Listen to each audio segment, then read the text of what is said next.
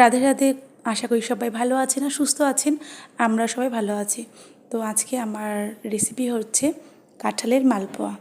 ভীষণই সহজ পদ্ধতিতে বানিয়েছি আর খেতেও যে এরকম মজাদার, বানাতেও কিন্তু খুবই তাড়াতাড়ি হয়।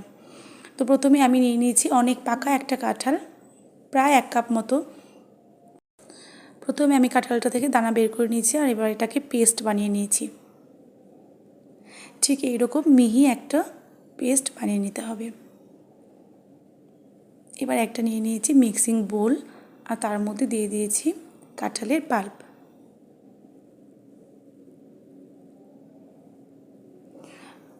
আর 1 কাপ ময়দা, এখানে আপনারা চাইলে আটার ইউজ করতে পারেন।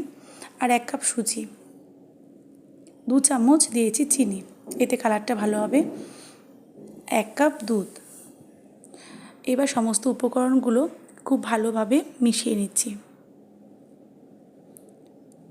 আর আধা ঘন্টার জন্য এটাকে আমি সেট হতে রেখে দিয়েছি। আর এবারে আমি প্রায় হাফ চামচ মতো দিয়ে দিচ্ছি খাবার সোডা।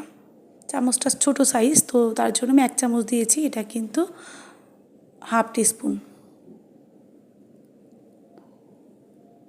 আর এবার একটা প্যানে আমি দিয়ে দিচ্ছি 1 কাপ চিনি আর 1 কাপ জল সুগার সিরাপ করার জন্য। আর মিডিয়াম আছে এটাকে মেল্ট হতে দিচ্ছি। এবার আমি কালারের জন্য এখানে দিয়ে দিচ্ছি কেশর। আপনারা চাইলে ইয়েলো ফুড কালার ইউজ করতে পারেন বা স্কিপও করতে পারেন। আর সুগার সিরাপটা কিন্তু খুব বেশি ঘন করার দরকার নেই। এবার আমি নিয়ে নিয়েছি একটা প্যান আর তার মধ্যে দিয়ে দিয়েছি সাদা তেল। আর আমি চেক করে নিচ্ছি তেলটা গরম হয়েছে কিনা। আর এবার তেলটা ভালো গরম হয়ে গেলে আমি একটুখানি কাঁঠালের মিশ্রণটা দিয়ে দেখলাম যে তেলটা গরম হয়ে গেছে। আর এবার আমি এক এক করে মালপোয়াগুলো ভেজে নিচ্ছি। আর ভাজা হয়ে যাওয়ার পরে আমি চিনি শিরা যেটা বানিয়ে রেখেছিলাম তার মধ্যে এপিট ওপিট করে ভালো করে দিয়ে 5 মিনিট মতো রেখে আমি কিন্তু তুলে নিচ্ছি। এটাকে অনেকক্ষণ বেশি চিনি শিরায় ডুবিয়ে রাখার কোনো দরকার নেই, যেহেতু গরম মালপোয়াগুলো। চিনি শিরায় দেওয়ার সাথে সাথে কিন্তু মালপোয়াগুলো রস টেনে নিচ্ছে আর অনেক সফট হয়ে যাচ্ছে। তো আমি এখন সমস্ত মালপোয়াগুলো ঠিক একই রকমভাবে ভেজে চিনি শিরায় দিয়ে উঠিয়ে রাখবো। তো আশা করি আপনাদের আমার এই রেসিপিটা ভালো লাগবে আর আপনারা কিন্তু সবাই একবার ট্রাই করে দেখতে পারেন। যারা কাঁঠাল পছন্দ করেন তো আমার মতো, তো তাদের তো কাঁঠালের সমস্ত রেসিপি ভালো লাগবে। আর যারা কাঁঠাল পছন্দ করেন না তারা কিন্তু এইভাবে কাঁঠালের প্রিপারেশন করে কিন্তু কাঁঠাল খেতে পারেন। আর আমি এটা বানিয়েছিলাম স্পেশালি রথ উপলক্ষে জগন্নাথের ভোগের জন্য।